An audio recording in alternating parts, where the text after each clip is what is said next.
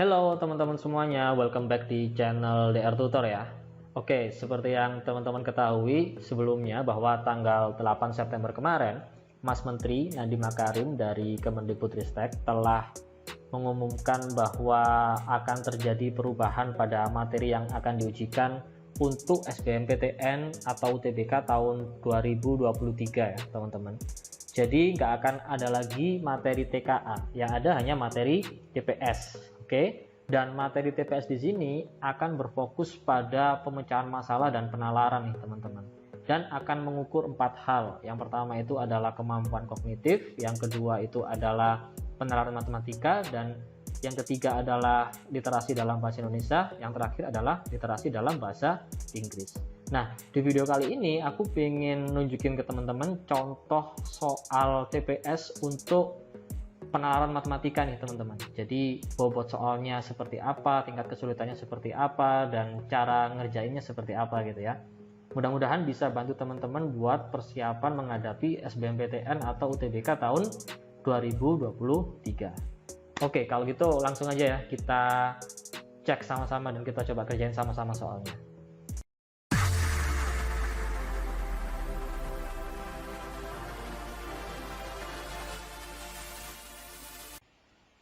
Oke teman-teman, kita langsung coba aja nih ya kerjain soal penalaran matematika yang pertama. BTW soal ini adalah soal yang dicontohkan oleh Mas Menteri ya teman-teman ketika konferensi pers nunjukin soal penalaran matematika.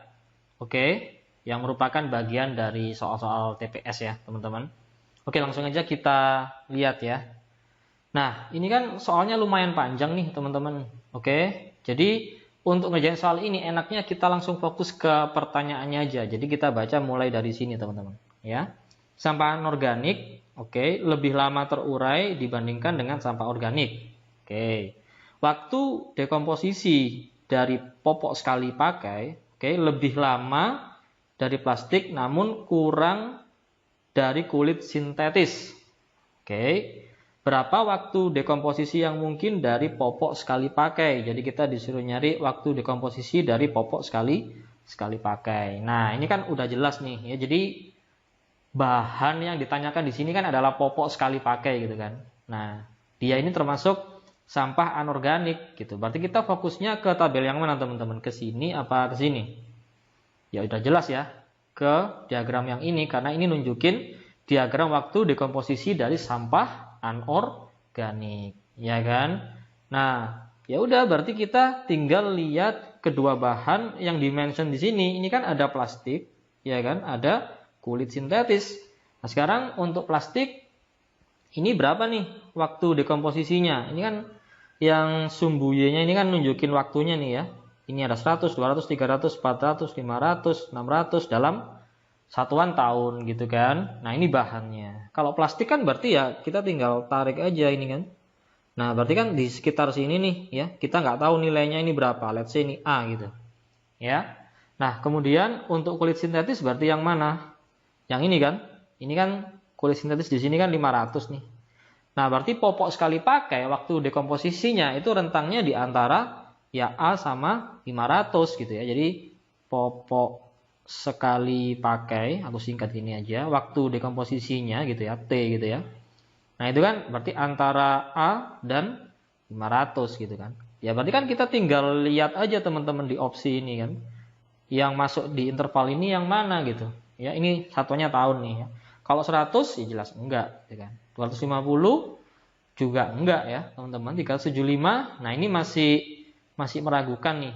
Ya, masih kita simpen dulu karena kita nggak tahu A-nya ini berapa gitu kan. Kalau 475, nah ini udah aman kalau 475 ya karena dia di antara 400 dan 500 kan udah pasti masuk nih, ya kan? Ini bisa nih. Terus kalau 575, nah ini di sini teman-teman. Jadi jelas nggak masuk. Jadi yang paling aman kita jawabnya yang D gitu. Ya. Nah, jadi kita udah dapet jawabannya yang D. Sebenarnya kalau untuk soal yang dicontohkan ini masih simpel ya teman-teman ya. Asalkan teman-teman pandai baca informasi aja gitu ya. Dan yang penting lagi teman-teman mesti cepet nih ngerjainnya. Jangan dibacain semua, dilihatin satu-satu gitu ya. Pertama strateginya teman-teman fokus ke pertanyaannya dulu.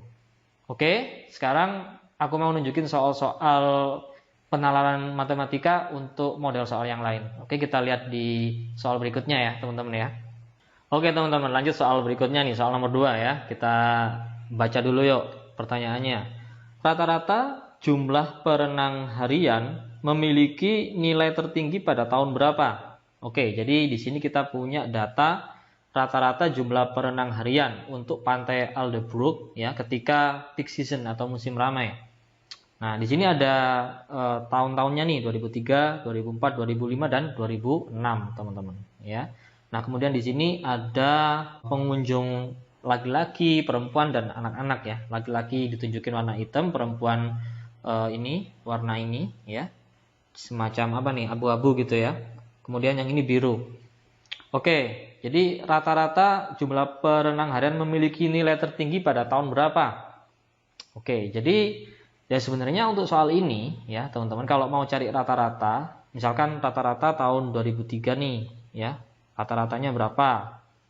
Nah, rata-ratanya berapa gitu ya. Ya sebenarnya kan tinggal dijumlah semua pengunjungnya kan, terus dibagi 3. Jadi misalkan untuk yang 2003 ini kan yang laki-laki ini 30 nih ya kan, ini 20, yang ini berapa? Ini 80 gitu kan. Berarti rata-ratanya 30 tambah 20 tambah 80 per 3 gitu kan ya. Kalau yang 2004 ya rata-ratanya ya udah sama kan caranya kan. Ini berapa? 40, ini 80, ini 60 gitu ya. Ini kita tulis semuanya dulu deh ya kan. Ini 70, ini berapa teman-teman? 50, yang ini 40 gitu ya. Yang ini 30, ini 60, ini 30 kayak gitu. Ya kan? Nah, berarti kalau yang 2004 yang 40 tambah 80 tambah 60 bagi 3 gitu kan. Yang 2005 berapa? 70 tambah 50 tambah 40 bagi 3. Yang 2006 juga gitu kan. 30 tambah 60 tambah 30 dibagi 3. Nah, gini kan. Nah, tapi sebenarnya teman-teman, kita nggak perlu membagi hasil penjumlahannya ini dengan 3, karena semuanya kan dibagi 3 juga. Asalkan jumlah dari pembilangnya ini yang paling besar, ya udah otomatis dia rata-ratanya yang paling besar, kan gitu strateginya. Ya. Jadi ya udah kita hitung aja ini jumlahnya, ini kan 130 gitu kan. Yang ini berapa? Ini 180 ya kan. Yang ini berapa nih? 160 ya. 3 gitu kan. Yang ini 120 per 3. Jadi ya udah yang ini aja berarti hasilnya. Yang 2004. Nggak perlu dibagi 3 sebenarnya. Tapi teman-teman kalau mau bagi 3 sebenarnya juga nggak apa-apa gitu ya. Tapi nanti waktunya akan lebih lama. Oke, jadi strateginya ya udah tinggal jumlahin semua pembilangnya aja gitu kan. Karena penyebutnya semuanya 3, ya berarti kalau pembilangnya paling besar dia pasti rata-ratanya paling besar. Oke, kayak gitu doang ya, simpel ya. Kita lanjut ke soal berikutnya. Oke, lanjut yang berikutnya ya teman-teman. Kita coba baca yuk pertanyaannya. Jika diasumsikan kelompok anak-anak ya terdiri dari 50% laki-laki dan 50% perempuan, oke. Nah, pertanyaannya, selisih banyak laki-laki yang berenang di pantai Aldeburgh pada tahun 2006 dan tahun 2005 adalah titik-titik. Ini datanya masih sama seperti yang soal sebelumnya ya, teman-teman. Nah, jadi anak-anak, oke. Jadi untuk pengunjung anak-anak itu ternyata 50%-nya itu perempuan atau laki-laki dulu deh, laki-laki, 50%-nya lainnya itu adalah perempuan gitu kan. Nah, kita disuruh nyari selisih nih ya, laki-laki yang berenang di pantai Aldeburgh ini tahun 2006 dan 2005. Oke, kita cari yang tahun 2006 dulu deh. Ya, untuk laki-lakinya ya kita lihat di sini. Laki-lakinya kan yang hitam nih, sebenarnya ada berapa nih? Ini kan ada 30. Nah, tapi kan nggak cuman ini kan laki-lakinya tadi kan. Di anak-anak ini kan juga ada laki-laki gitu. Ya. Nah, anak-anaknya kan juga 30, teman-teman. Ya, berarti 30 ini kan berarti kan terbagi 2 ya. 50% laki-laki, 50% perempuan. Berarti 15 ini laki-laki. Oke. Ya, aku hapus dulu. Aku pakai warna yang lain deh.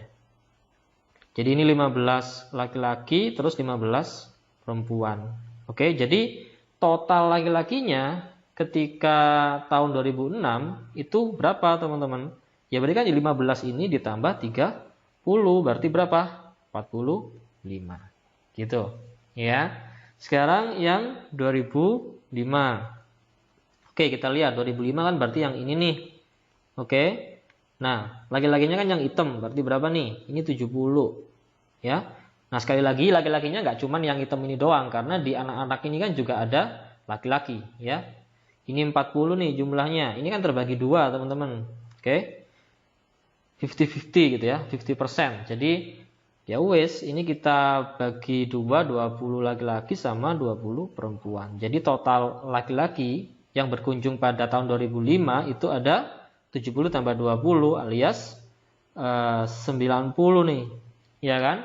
Berarti selisihnya berapa? Ya udah tinggal dikurangin aja kan? 90 kurangin 45. Berapa? Ya 45 ya. Jadi selisihnya itu sama dengan 45. Jadi jawabannya yang B. Oke, kayak gitu ya teman-teman ya. Simpel ya ini ya. Bisa ya. Kita lanjut ke soal yang berikutnya. Oke teman-teman, kita lanjut ke soal yang berikutnya ya. Kita baca dulu yuk. Banyak kalori yang diperoleh dari lemak ketika mengkonsumsi 1,5 cangkir produk X. Oke, jadi kita disuruh nyari banyak kalori yang diperoleh ya dari lemak ketika mengkonsumsi 1,5 cangkir produk X. Oke, jadi di sini ada data mengenai ini ya teman-teman, nutritional values dari produk X. Jadi nilai nutrisi atau nilai gizi dari produk X. Oke.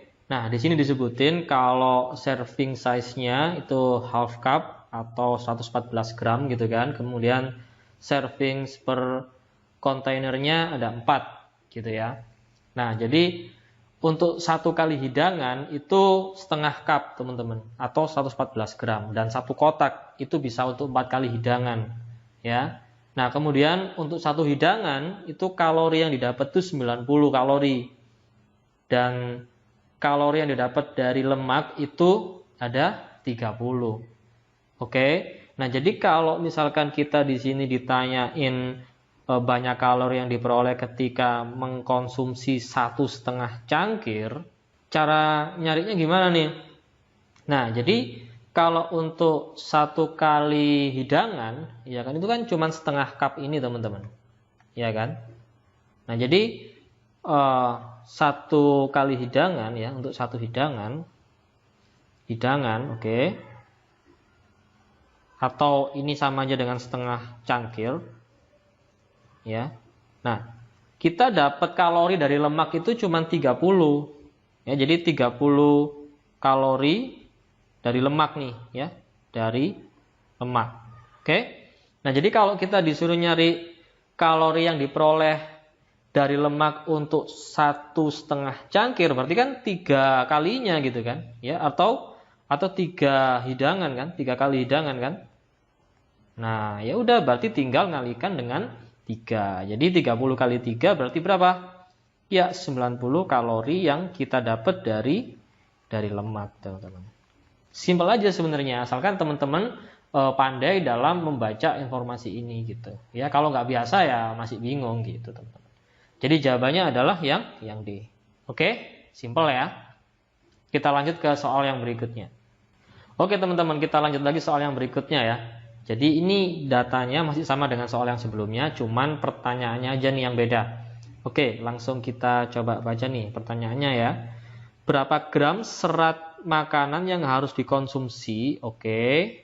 Seseorang yang mengikuti diet ya, yang mengikuti diet 2000 kalori jika dia sudah makan 1 wadah produk X hari ini. Nah, gimana nih cara jawabnya? Oke, jadi teman-teman pertama lihat dulu informasi tentang berbagai macam kandungan dari produk X ini ya. Ada fat, ya kan? Ada saturated fat, kolesterol, sodium, ya kan? Total karbohidrat dan seterusnya. Nah, teman-teman fokus ke pertanyaan yang diminta. Di sini kan yang diminta kan serat makanan nih, ya. Jadi kita fokus ke ini berarti dietary fiber, ya kan. Jadi untuk satu kali hidangan produk X ini itu artinya setengah cup ya. Satu kali hidangan itu setengah cup. Nah, itu mengandung 3 gram dietary fiber ini atau serat makanan, dan itu memenuhi 12% dari kebutuhan harian seseorang, ya. Nah, di sini udah disebutin kalau kebutuhan harian itu untuk orang yang memerlukan 2000 kalori dalam satu harinya gitu, ya. Nah, jadi sesuai kan udah dengan soal di sini kan? Ya. Nah, berarti kan gini teman-teman. Aku bisa tuliskan berarti kayak gini. Untuk setengah cup atau satu hidangan ya. Satu hidangan atau ini setengah cup produk X maksudnya ini ya, produk X itu kan udah memenuhi 12% kebutuhan harian akan serat itu ya. Dan itu 12% ini itu nilainya berapa gram? 3 gram kan gitu, teman-teman. Iya kan? Nah, ini kan disebut di soal ini kalau orang di sini itu misalkan dia sudah makan satu wadah. Kalau satu wadah kan berarti 4 kali hidangan, ya kan? Jadi kalau 4 hidangan, ya berarti kan 2 cup nih, berarti kan setengah kali 4 kan? Udah terpenuhi berapa nih kebutuhan seratnya? Berarti kan kali 4 nih, 48%. Nah, oke. Nah, berarti ini juga dikali 4 dong. Berarti ini 12 gram. Nah, berarti dia perlu makan berapa gram serat lagi supaya terpenuhi tuh kebutuhan serat hariannya gitu kan. Nah, berarti kan ini masih 48% nih, ya kan? Yang udah terpenuhi. Berarti kurang berapa? Kalau misalkan kebutuhan serat harian terpenuhi semua artinya 100% dong, ya kan? Jadi supaya 100% ya terpenuhi kebutuhan serat hariannya, berarti kan orang ini mesti mengkonsumsi ya berarti 100 dikurangin 48 artinya 52 nih. Ya kan 52%. Nah, ini berapa gram nih? Kan gitu. Ya udah kita pakai perbandingan senilai aja kan berarti cara nyarinya kan gini teman-teman. Misalkan ini A nih. Ya, misalkan ini A.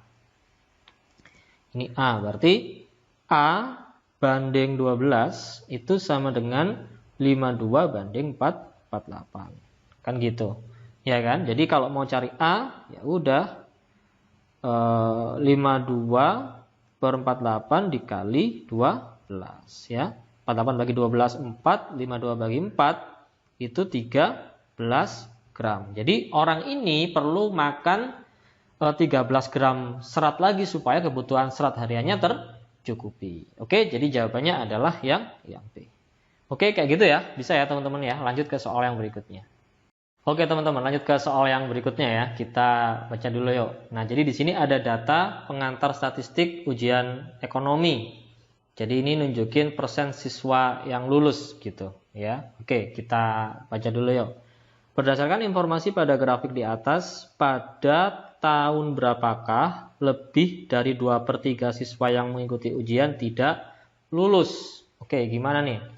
Nah, di sini teman-teman perlu hati-hati ya. Jadi pertanyaannya di sini kan yang ditanya itu kan yang tidak lulus gitu kan ya. Sedangkan grafiknya di sini itu nunjukin persen siswa yang lulus dari tahun ke tahun gitu. Oke. Nah, jadi kalau ditanya di sini lebih dari 2/3 siswa mengikuti ujian tidak lulus, informasi ini teman-teman ya. Itu kan sebenarnya sama aja dengan gini. Kalau di sini lebih dari 2/3 ya, yang tidak lulus, artinya yang lulus berapa? Ya berarti kurang dari ya 1 dikurangi 2/3. Ya, 1 dikurangi 2/3 yang lulus gitu loh. Oke? 1 dikurangi 2/3 ini sama dengan berapa berarti? Ini kan berarti sama aja dengan ya 1/3 kan teman-teman. Ya berarti kurang dari 1/3 yang lulus. Kalau jadiin persen 1/3 berarti berapa persen? Ya tinggal ngalihin 100% kan. Kali 100% ya sekitar, bukan sekitar ya, 100/3% atau 33,3%. Nah, jadi kita nyari di tahun berapa yang siswa yang lulus itu kurang dari 33,3% gitu, teman-teman. Ya, jadi kita ubah dulu informasinya di sini sesuai dengan grafik ini, ya. Nah, kalau kita lihat di sini, kalau 2005 kan yang lulus kan 60%. Nah, berarti kan bukan, ya. Karena yang diminta di sini yang kurang dari 3,3%, teman-teman. Oke, jadi ini juga jelas bukan. Nah, yang ini kan 40% nih, ini juga bukan, ya. 40% bukan. Nah, sepertinya yang ini nih. Ini 20% nih yang lulus. Kan benar kan, sesuai dengan ini kan, kurang dari 3,3%. Berarti ini masuk, ya. Ini enggak. Nah, ini sebenarnya juga masuk karena ini 0. Ini masuk, ini enggak. Nah, berarti kalau enggak 2008 ya 2010. Gitu kan? Tapi karena di sini enggak ada 2010, ya udah berarti kita ambil yang C. Oke? Kayak gitu ya, teman-teman ya. Bisa ya. Kita lanjut ke soal yang berikutnya. Ya, soal berikutnya ya, teman-teman. Ini data yang digunakan masih sama dengan soal sebelumnya. Nah, pertanyaannya aja nih yang beda. Oke, langsung aja kita coba bahas sama-sama ya. Nah, diketahui bahwa seperempat siswa yang lulus ujian tahun 2007, lulus pada uji coba pertama. Nah, dengan asumsi setiap ujian memiliki 2 percobaan, berapa persentase ya dari semua siswa yang mengikuti ujian pada tahun tersebut lulus dalam percobaan kedua? Gimana nih caranya? Nah, kita lihat sekarang. Ini kan disebut ujian tahun 2007 nih, ya. Berarti kan yang ini, teman-teman, ya. Nah, yang ini nih. Kalau teman-teman lihat yang lulus berapa persen? Ya, 40%. Jadi aku tulis di sini. Misalkan pada tahun 2007 ada sejumlah peserta gitu ya. Kita nggak tahu. Anggaplah misalkan ada A peserta gitu ya. Nah, ada A peserta atau aku simbolin orang ini aja ya. Jadi ada A orang.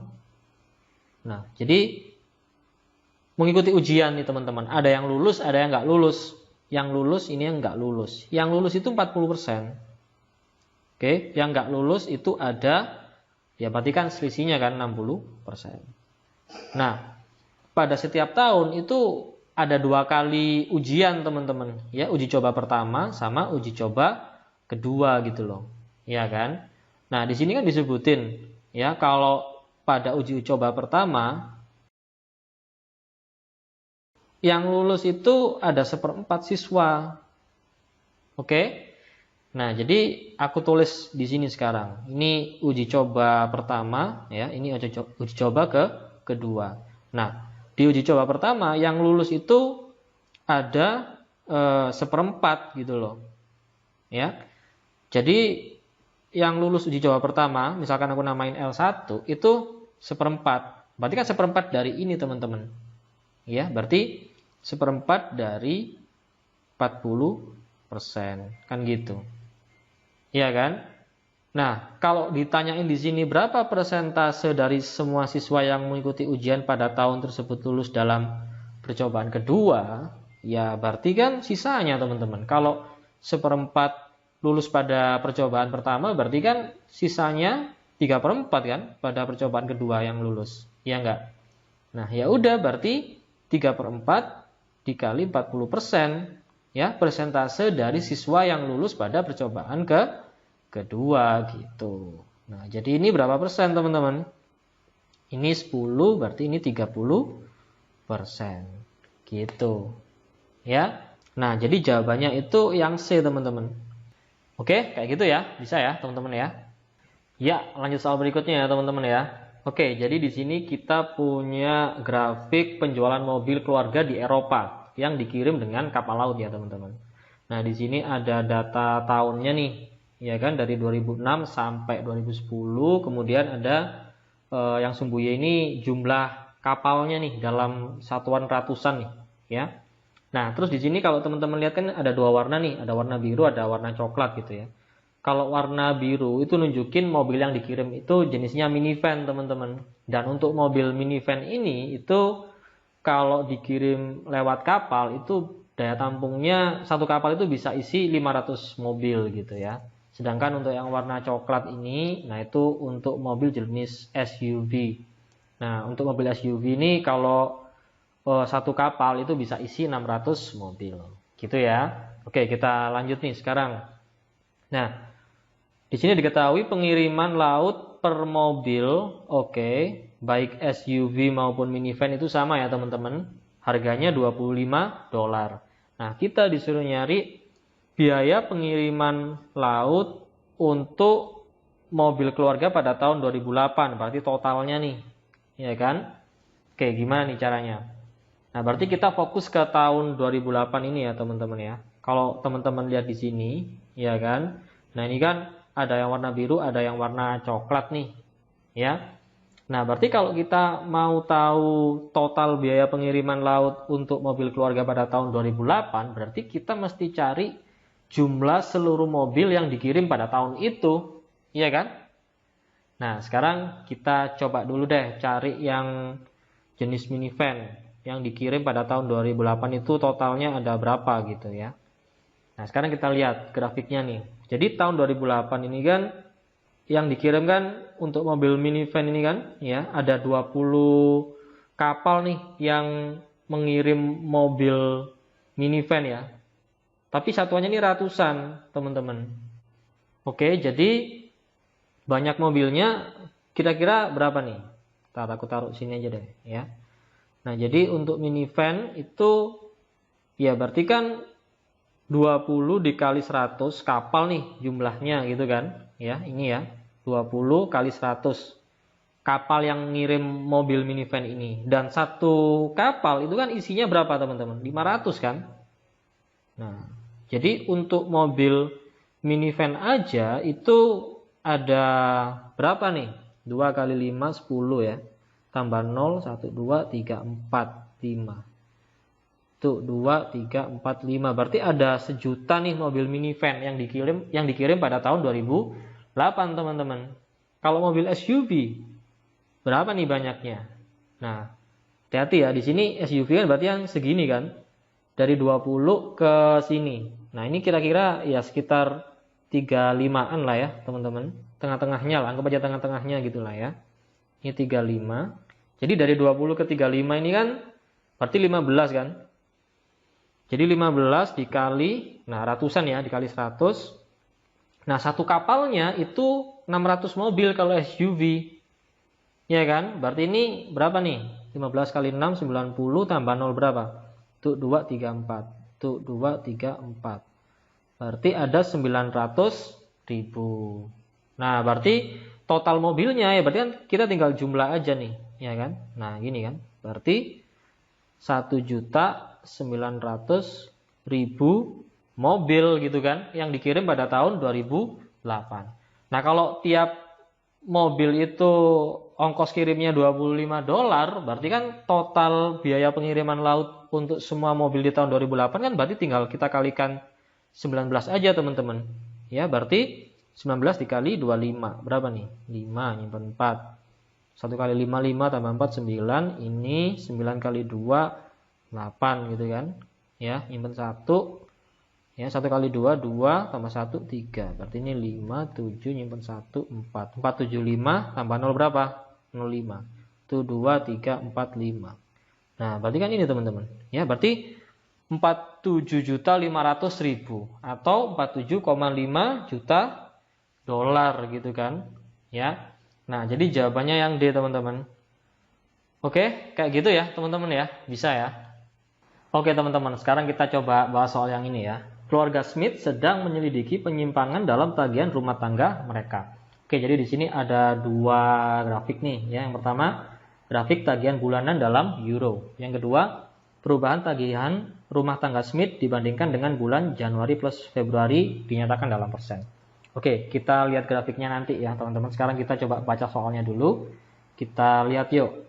Berapa banyak tagihan listrik 2 bulanan rumah tangga Smith yang lebih tinggi dari rata-rata nasional? Oke, gimana nih caranya, teman-teman?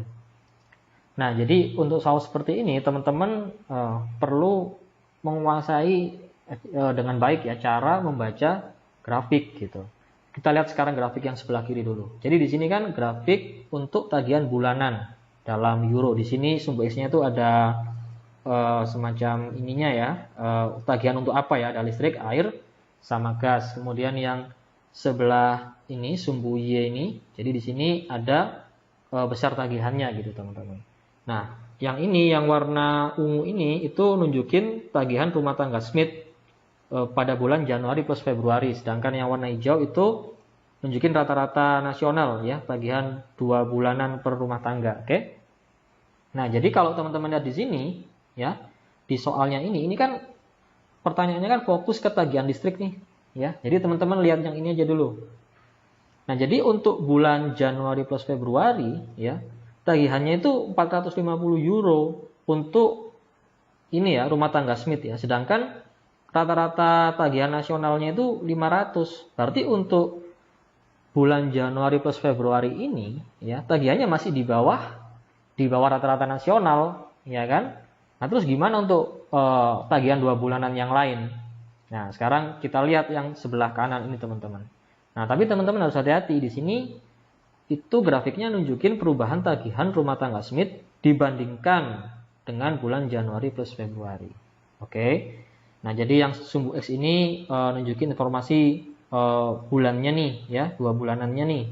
Sedangkan yang sumbu Y ini persennya. Jadi bisa naik, tagihannya bisa turun. Jadi kalau yang seperti ini nih, ya ini kan di atas 0, berarti tagihannya itu naik di sini, naik 10%, maksudnya kayak gitu teman-teman. Oke, karena pertanyaannya ini spesifik ke tagihan listrik, berarti teman-teman fokus lihat yang warna biru ya. Sekarang kita cek yang Maret plus April dulu. Nah, di sini kan nilainya kan 10% nih. Artinya apa? Artinya tagihan di bulan Maret plus April ini naik 10% dibandingkan bulan Januari plus Februari. Kalau di sini tagihannya 450 ya, berarti tagihan bulan Maret plus April ya berarti naik 10% dong. Berarti 450 ditambah 10% atau 10/100 dikaliin 450 gitu kan. Berarti berapa nih? Ya berarti kan 450 tambah 45 alias 495. Nah, kalau segini dia udah melebihi rata-rata nasional enggak? Nah, rata-rata nasionalnya kan untuk listrik kan 500, teman-teman. Berarti di bulan Maret dan April ini dia nggak lebih tinggi ya daripada rata-rata nasional kayak gitu. Ini kan udah deket banget sama 500 ya kan. Oke, sekarang kalau yang Mei plus Juni, nah ini naiknya 20%. Ya, ini udah pasti melebihi teman-teman, ya kan? Ini kan kalau 10% aja nambahnya itu 45, kalau 20% berarti nambahnya kan 90. Berarti udah kelihatan ya kalau untuk bulan Mei sama Juni ya, itu tagihannya pasti 450 ditambah ya 90 gitu kan. Berarti 540. Jadi ini pasti lebih tinggi daripada rata-rata nasional kayak gitu ya. Kalau Juli sama Agustus ya jelas ya. Ini malah naiknya 25%. Kalau untuk September Oktober dia turun kan? Minus kan? Nah, jadi ini pasti salah, ini pasti salah. Nah, jadi kalau ditanya berapa banyak tagihan listrik 2 bulan rumah tangga Smith yang lebih tinggi dari rata-rata nasional, ya berarti jawabannya ada 2 ini, teman-teman. Oke, kayak gitu ya. Bisa ya? Oke, segini dulu ya teman-teman untuk video kali ini atau sesi kali ini. Nah, nanti akan berlanjut lagi di video berikutnya. Oke, sampai ketemu di video berikutnya. Bye-bye.